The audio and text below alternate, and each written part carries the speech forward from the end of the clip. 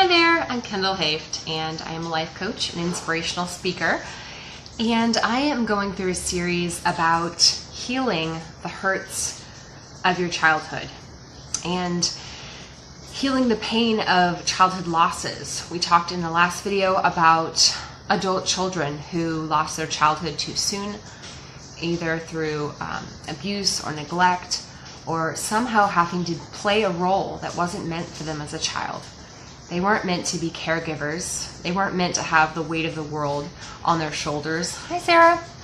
Children were meant to be free, and they were meant to be joyful and spontaneous and creative and just live their lives and know that they're safe and secure and loved and protected. Children are meant to be children. They're not meant to be caregivers, like I said. They need nurture. Children are meant to have feelings and to express them. I want to say that again, because everything here that I'm saying children are meant to, you can apply that to yourself. You are meant to. You are meant to have feelings, and you're meant to express your feelings freely. You're meant to be surrounded by warmth and care. So reclaiming a lost childhood can be one of the most difficult parts of recovery. A lot of us, from how we grew up, have turned into workaholics or perfectionists. I definitely have worked through both of those issues in my life. Never feeling like I was able to rest or relax or just be a child, that I always had to be responsible, that I always had to be striving, that I always had to be achieving, that I always had to be working harder. And it was never enough. It was that crazy rat treadmill. Just never could live up to perfection. And so there was criticism there and judgment, demeaning who you were and your character. So if you can relate to any of those things and maybe other aspects of how you lost your childhood, we're going to go back to the childhood and talk about ways that we can experience inner healing. So one thing you can do is you can nurture the areas of loss. So maybe you weren't really allowed to relax and play. And so maybe you can mark down activities that appeal to you.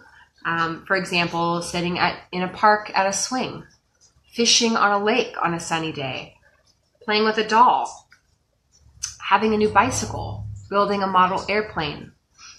Sorry, I have a cat hair. Realism, friends, realism. Buying the largest box of crayons and coloring with your fresh colors. Building with a large set of building blocks. Having your own giant teddy bear, or if you're like me, a gorilla or a monkey. Having a birthday party. Dancing to music. Running on the beach. Finding activities that speak to you. Maybe were things you weren't really allowed to do as a child. Maybe they were things you were robbed of. And now you have the freedom in your adulthood to access them, to give yourself permission to be free and to enjoy and to explore. So start thinking about some things that you might want to engage with. So yeah, decide what you think is fun and set aside some time to really do these things. I love to say to my past, I'm not going to let you dominate me anymore. I'm going to be honest about you, and I'm going to face up to you. And this includes shame. This includes family secrets. This includes people that you have let to control you. And you've let their opinions and their perspectives guide how you live your life. And maybe you're not living authentic to who you are because you're living to their standards. Maybe you're like me and you're still in your 30s or even your 40s or 50s and you're still so worried about what mama thinks about your life. We need to understand that we can honor our parents and not do everything they say and not live our life according to, not live their life, live our life. And so to honor someone is to be respectful of them, as I would to you, as I would to a sister, as I would to a friend, is to love them. But it doesn't mean that we have to live every little piece of our lives the way they would live their lives. That's not respect, that's control. And love is not with fear and obligation. Someone in your family is shaming you, blaming you, manipulating you, using fear and guilt to do these things, then they're not really walking in love toward you. And if you want to be aligned with love and with light rather than with fear, guilt, and manipulation, then you don't play into their games. You don't allow yourself to be manipulated, because that is you being part of that abuse, being part of that codependent cycle, being part of saying, oh, shame and guilt and manipulation is cool with me. Like, I'm going to cater to that. Like, guys, we're always influencing. We can't not be leaders. We can't not have an effect. So what do you want your voice to say? What do you want your message to communicate? Do you want to communicate that playing small is cool, or that I'm going to be fully myself, authentic, vibrant, and free? Do you want to say like, yeah, like, well, I won't rock the boat. Like, this is just the way things are. And like, yeah, it sucks and it's totally wrong and it's not great for our relationship, but like why bother? Or do you want to say, no, I'm going to communicate honestly, and I'm going to give my relatives an opportunity to be on an equal level. I'm going to communicate what my feelings are. I'm going to express what my needs are, and I'm going to see if they can actually love me and meet me where I am and communicate love to me in the ways that I need it. So what vibration are you standing in? Are you standing in one of power, love, might, and authenticity, or one of fear and suppression and limitation and smallness and laziness? All right. So what will you do to nurture the areas of your loss? For me, I'm going to express my feelings, and I'm going to feel okay about it. And if I feel bad after I express my feelings, I'm going to reassure myself that it's okay, that I have a right to express my feelings, and that's natural and healthy for me. And I'm going to learn to trust and to let go, to be in the moment, to release the past and any hurts there, to release the worry and anxiety and the shoulds and coulds, oh no, of the future, and allow myself to be here fully present now.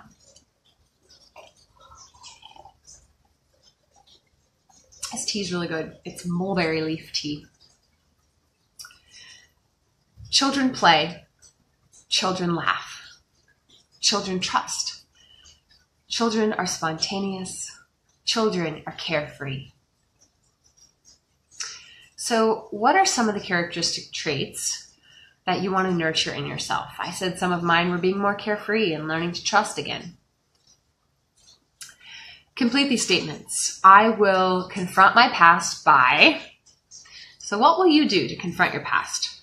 Me, I'm going to talk about things on these videos and with friends. I'm going to pray through things. I'm going to be honest. I'm going to continue to create boundaries in my life, standing up for myself. What will you do to nurture the child within? Me, I'm going to speak lovingly to that child. Give her permission to be fully who she is. Celebrate who I am. I'm going to learn to trust and let myself go and enjoy the moment. What are some ways that you will develop those childhood traits? Because we, even as adults, can be childlike. We still have that inner child, that spontaneity and that joy. I'm going to be enthusiastic and sensitive. I'm going to be happy. I'm going to learn to rest, to breathe, and to know that I'm imperfectly perfect. I am who I am. And that is good. Ephesians 5:8 tells us to live as children of light. Even though we're adults now, we're able to have that inner light, spontaneity, creativity, freedom, joy. God is the God of childlike hearts. He tells us, let the little children come unto me. The kingdom of God is made up of such as these. So I pray for you healing and Maybe you want to speak to a therapist or someone that can help you walk through your past and learn to heal from the hurts of your past and make peace with your past. As you go through this journey, I wish you peace and endurance and patience. I hope for you steadfastness and enduring. Hi, Karen. And I'm Kendall Hoeft. I'm a life coach and inspirational speaker and teacher. If you're watching on YouTube right now, I encourage you to subscribe to my channel, and wherever you're watching, you can always like and leave comments. I would love to hear some topics that you would like me to speak on so that I can address those in a future video. Thank you for watching. Thank you for watching. Hope and freedom. Bye.